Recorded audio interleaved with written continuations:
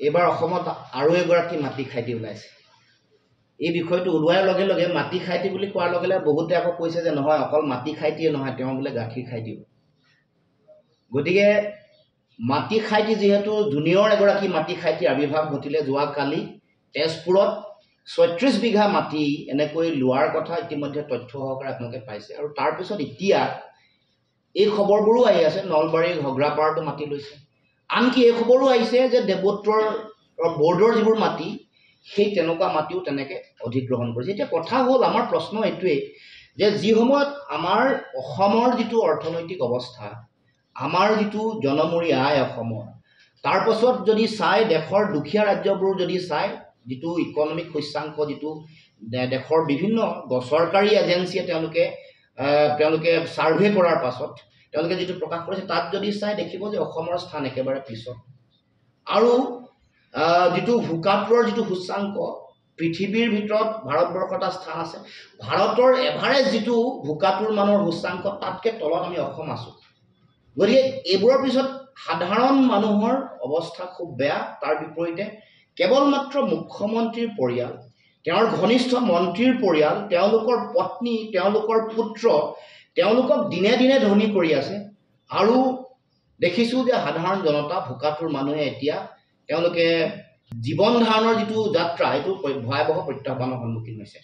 এফালে মন্ত্ৰী মুখ্যমতাই কৰ কাটল, অত্যাৱশ্যকীয় সামগ্ৰীৰ মূল্য বৃদ্ধি, খাজানা বাঢ়িছে, মিউনিচিপালিটি টেক্স বাঢ়িছে, টোল গেট বঢ়াইছে, চাৰিওফালৰ পৰা জনগণৰ পৰা টকা পইচা সুৰাহুৰে তেওঁলোকে লৈ গৈছে। আৰু আনফালে তেওঁলোকে দুৰ্নীতি কৰিছে। আচৰিত কথা, মই অসমৰ মুখ্যমন্ত্ৰী আৰু আন মন্ত্ৰীসকলৰ তেওঁলোকৰ পত্নী প্ৰেম দেখিছোঁ। পত্নী প্ৰেমটো ভাল কথা। নিজৰ পত্নীসকলক এনেকৈ বদনামী কৰিবৰ কাৰণে মুখ্যমন্ত্ৰী আৰু আন মন্ত্ৰীসকলে কেনেকৈ এৰি দিব পাৰিছে, মই আচৰিত পাইছোঁ।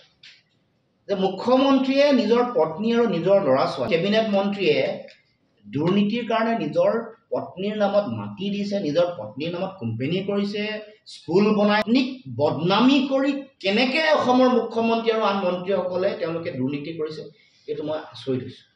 গতিকে নামে বেনামে লোৱা মাটিৰ তদন্ত হ'ব লাগে।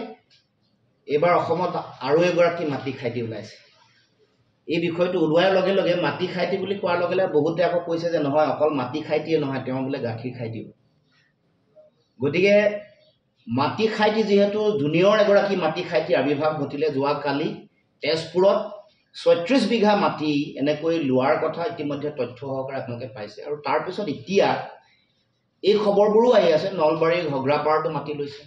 আনকি এই খবৰো আহিছে যে দেৱোত্তৰ বৰ্ডৰ যিবোৰ মাটি সেই তেনেকুৱা মাটিও তেনেকৈ অধিগ্ৰহণ কৰিছে। এতিয়া কথা হ'ল, আমাৰ প্ৰশ্ন এইটোৱেই যে যি সময়ত আমাৰ অসমৰ যিটো অৰ্থনৈতিক অৱস্থা, আমাৰ যিটো জনমূৰি আয় অসমৰ, তাৰ পাছত যদি চাই দেশৰ দুখীয়া ৰাজ্যবোৰ যদি চাই, যিটো ইকনমিক সূচাংক, যিটো দেশৰ বিভিন্ন চৰকাৰী এজেঞ্চিয়ে তেওঁলোকে ছাৰ্ভে কৰাৰ পাছত তেওঁলোকে যিটো প্ৰকাশ কৰিছে, তাত যদি চাই দেখিব যে অসমৰ স্থান একেবাৰে পিছত।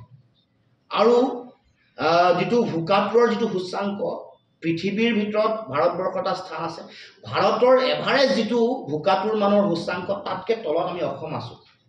গতিকে এইবোৰৰ পিছত সাধাৰণ মানুহৰ অৱস্থা খুব বেয়া। তাৰ বিপৰীতে কেৱল মাত্ৰ মুখ্যমন্ত্ৰীৰ পৰিয়াল, তেওঁৰ ঘনিষ্ঠ মন্ত্ৰীৰ পৰিয়াল, তেওঁলোকৰ পত্নী, তেওঁলোকৰ পুত্ৰ, তেওঁলোকক দিনে দিনে ধনী কৰি আছে।